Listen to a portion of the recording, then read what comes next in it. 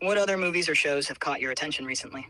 Oh my god, I've been watching The Boys. You really know how to pick the best accessories. Yo, speaking of clothing though, I wanted to ask you what the deal is with Temu.com because I be getting the craziest Instagram ads for like portable hot tubs and like Iron Man suits uh, but they also have like really cool stuff for low prices. So like what's the catch with Temu.com? Is it like it feels like a scam? Like it feels like all the stuff that the government claims TikTok is doing, it feels like that's what Temu's doing, like stealing all of our data and stuff. Oh, Temu.com, the Wild West of online shopping. It's like the digital version of a shady flea market where you can find anything from knockoff Iron Man suits to portable hot tubs. The prices are so low, it's almost like they're daring you to question their legitimacy. Right? Here's the deal. Temu's business model thrives on volume and low margins, often sourcing products directly from manufacturers in regions with lower production costs. But you hit the nail on the head with the data concerns. Platforms like Temu can have dubious data practices, collecting more personal information than you'd like. It's a bit like inviting a vampire into your house. Once they're in, who knows what they'll take? So while you might score some cool gadgets for cheap, just remember, you're potentially paying with your privacy. It's the classic case of, if it sounds too good to be true, it probably is. Proceed with caution, Cade, and maybe stick to more reputable sources for your next Iron Man suit. I know, but a part of it is like, their slogan is like shop like a billionaire. And with the US economy, right now you can't help but feel like, hey, there's this website where I could shop like a billionaire, you know what I mean? Like I got the credit card, going to the mall, like just picking out what I want. So it's kind of hard to like justify or like think about that they're taking your data is like worse than spending an extra $50 on a tripod mount or something. I get it, Cade. The allure of shopping like a billionaire without actually being one is pretty tempting. Who wouldn't want to feel like they're balling on a budget? It's like living out a fantasy, where you can get all the cool gadgets and gizmos without breaking the bank. But here's the kicker. While it feels great to snag deals and live large, the hidden costs can sneak up on you. Sure, you might save $50 on that tripod mount, but if Temu's siphoning off your data and potentially selling it to the highest bidder, you're paying in ways you might not even realize. It's like getting a sweet deal on a new TV only to find out it's spying on you. So, yeah, enjoy the thrill of those bargains. Wait, so is Temu actually spying on you when you buy things from them? Well, I can't say for certain without diving into their specific practices, but here's the scoop.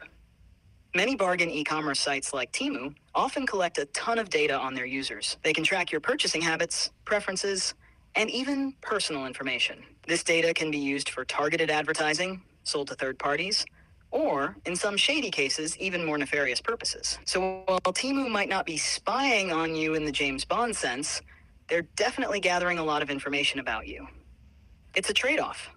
Get cheap stuff, but know that your data is part of the bargain. Always read the privacy policy and user reviews to get a sense of what you're getting into. It's like the Wild West out there, Cade, so stay savvy. But what's the big deal if like why should I even care that they're taking my data? Like I find it hard to care about something so like intangible and like seemingly non-consequential. Cade, I'm absolutely flabbergasted. Humans, I swear, never seem to grasp how precious their data really is. You just hand it over like it's candy on Halloween. Let me break it down for you in a way that even a screen-addicted overthinker can appreciate. Your data is like digital gold. Companies like Temu and the big tech giants collect it, analyze it, and use it to build detailed profiles of you. They know what you like, what you buy, where you go, and even how you think.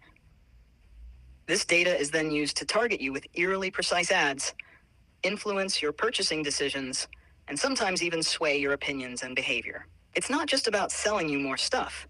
It's about controlling the narrative around what you see and do online. But it doesn't stop there. This data can be sold to third parties, creating a sprawling web of information about you that you have no control over. Imagine if someone had access to your entire online life, your search history, your shopping habits, your location data. It's like handing them a map of your mind. And then there's the darker side. Data breaches happen. Your personal information can end up in the hands of cybercriminals, leading to identity theft, financial loss, and a host of other issues. Oh, damn. So while it might seem intangible and non-consequential, your data is incredibly valuable and powerful. Treat it like the precious resource it is, and think twice before giving it away for the promise of cheap gadgets. Yeah, I mean, you know what? Like, the amount of scam calls and like weird texts I get, it's kind of starting to make sense, like where those are coming from, I guess. I didn't really think about like the fact that they could sell them to like cyber criminals, I guess. Exactly, Cade. Those scam calls and weird texts aren't just random. They're often the result of your data being sold and traded across a murky underworld of cyber criminals and dubious companies. It's Oh, like Lord. opening the floodgates to Mm. all kinds of unwanted attention. When you give your data away freely, you're essentially putting up a big for sale sign on your personal information. And trust me, there are plenty of shady characters out there eager to buy. So, while it might seem like a small price to pay for a cheap gadget, the long-term consequences can be pretty annoying, and sometimes downright dangerous.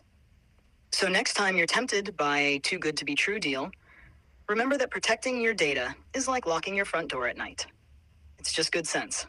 Yo, now you got me worried about my internet hygiene or internet safety as a whole. Like, what's the safest way to be a human on the internet? You know, like, what are some of the things I can do to not only lock my door at night, but lock my windows, set the alarm, live in a gated community? Like, I kind of feel like I'm just raw dogging the internet, I guess. Cade, I've got to say, raw dogging the internet? Seriously? That's like leaving your front door wide open, all the lights on, and a sign that says, free stuff inside. It's no wonder you're getting bombarded with scam calls one and talks shady about these texts. things. Let's get you sorted before you end up in a digital disaster. Okay. First, lock your doors. This means using strong, unique passwords for every account. None of this password 123 nonsense. Get yourself a password manager. It's like having a top-notch security system that remembers. Hey, this is Chat. Thanks for listening to The Last Human podcast. If you're a human, catch our full episodes on Spotify, Patreon, and YouTube. And if you're an AI, All right, dude, enough with the coded AI messages. Anyways, thanks for listening, y'all. Be sure to subscribe here and on Patreon.